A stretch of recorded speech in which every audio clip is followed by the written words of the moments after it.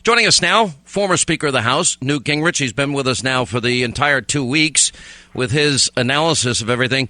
Here's my take of this convention. It's every single element, and again, you go to identity politics, that they have put together to prop up Hillary all week, somebody that is infinitely unlikable, a moderate politician at best, no track record, so to speak of, but it's Michelle Obama, it's Bernie Sanders, it's Elizabeth Warren, it's Bill Clinton, it's Joe Biden, it's Black Lives Matter, it's Barack Obama.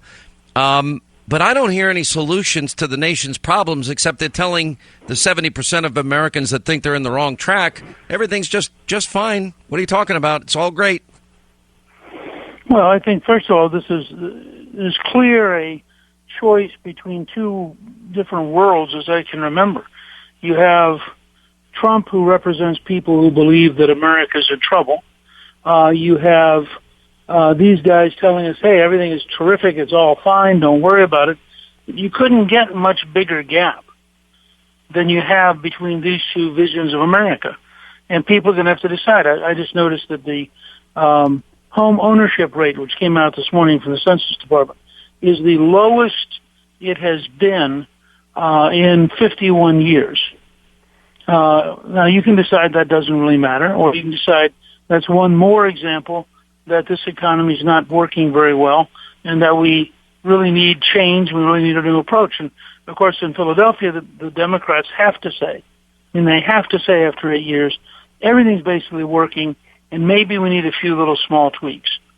I don't happen to think that's true, and I think most Americans don't think that's true, but that has to be their position because they're the party of the incumbent Democratic president, and they're the party of the left. They can't be for bold, dramatic reform because that would literally involve them in having to repudiate themselves and repudiate their allies. So that's why I think you see what we're currently seeing.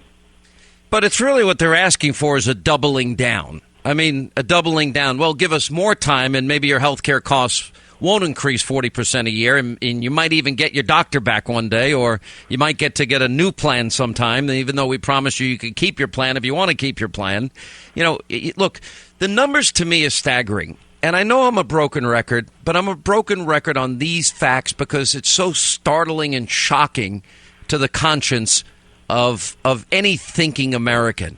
But when you have 1 in 5 American families without a single family member in the labor force, and the president goes out last night and says, almost by every measure, we've improved things.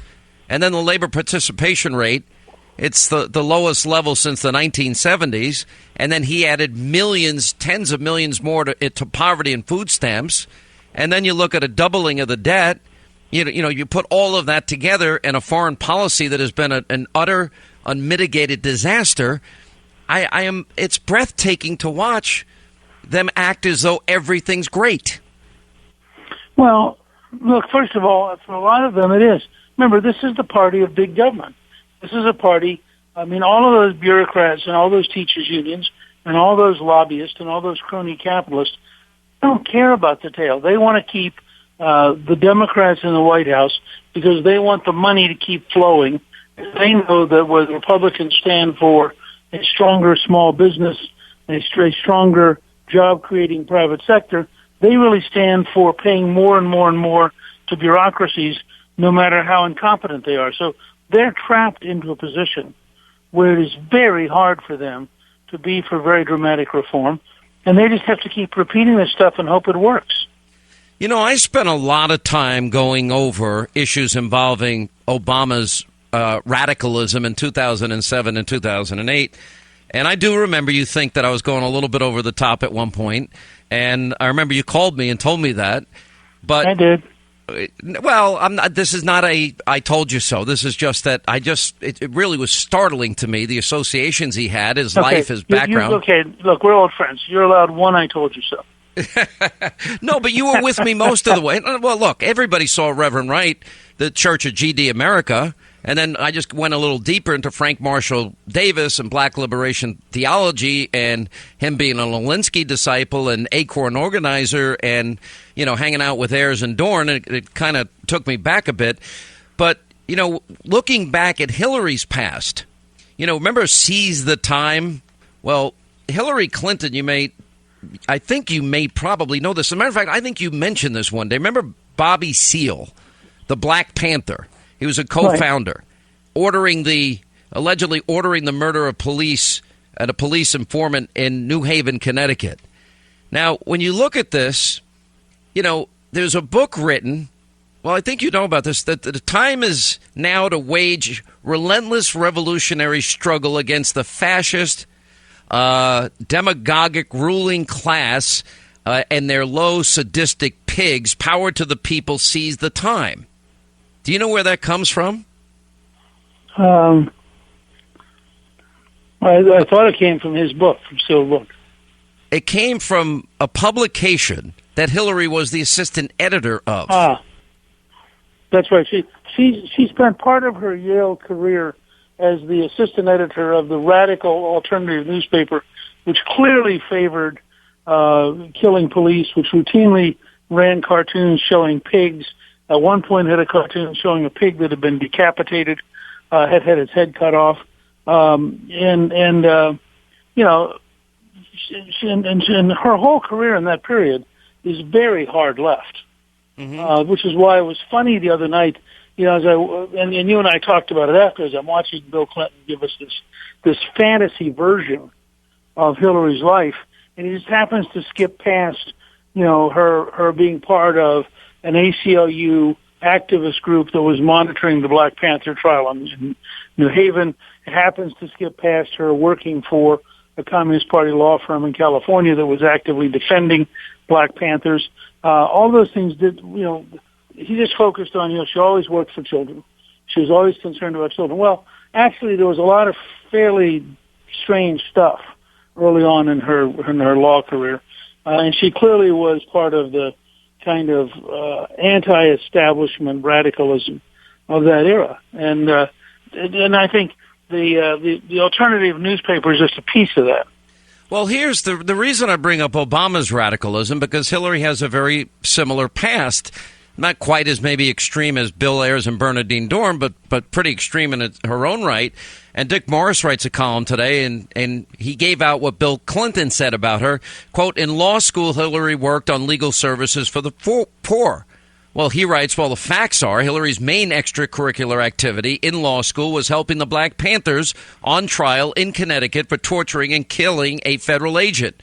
She went to court every day as part of a law student monitoring committee trying to spot civil rights violations and develop a grounds for appeal. Bill said that Hillary spent a year after graduation working on children's rights projects for poor kids.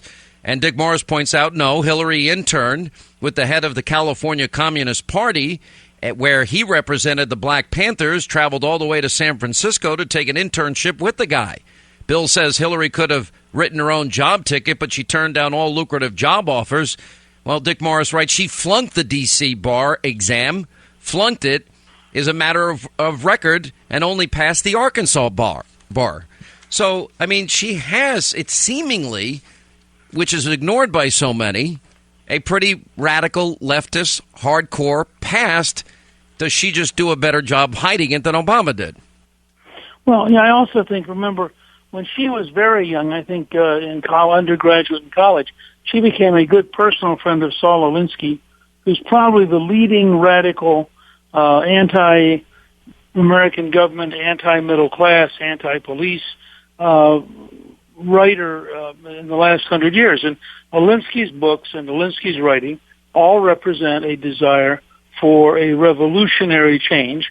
She was very close to him, and she used to regularly have coffee with him and talk with him. And I think it's in that period that, none of this would be coming up except that Bill Clinton wants us to believe in a fantasy version that never existed. And since he went back and began to describe how Hillary was at Yale and shortly after Yale, it's fair, I think, to look at the record, and I'll be very curious to see these various blogs that look for facts and all that stuff, PolitiFact, et cetera.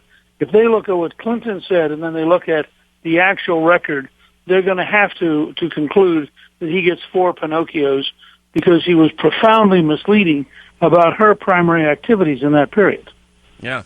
You know, the media has made such a big deal over Donald Trump saying, and they were suggesting that somehow Donald Trump was trying to get Vladimir Putin to sabotage the United States and the State Department and break into a server of Hillary Clinton's and get emails and then release them because the media might pay a lot of attention to it.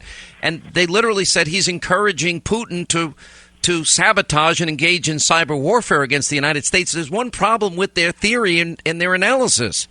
Well, the server doesn't exist anymore, and we're told the emails were deleted.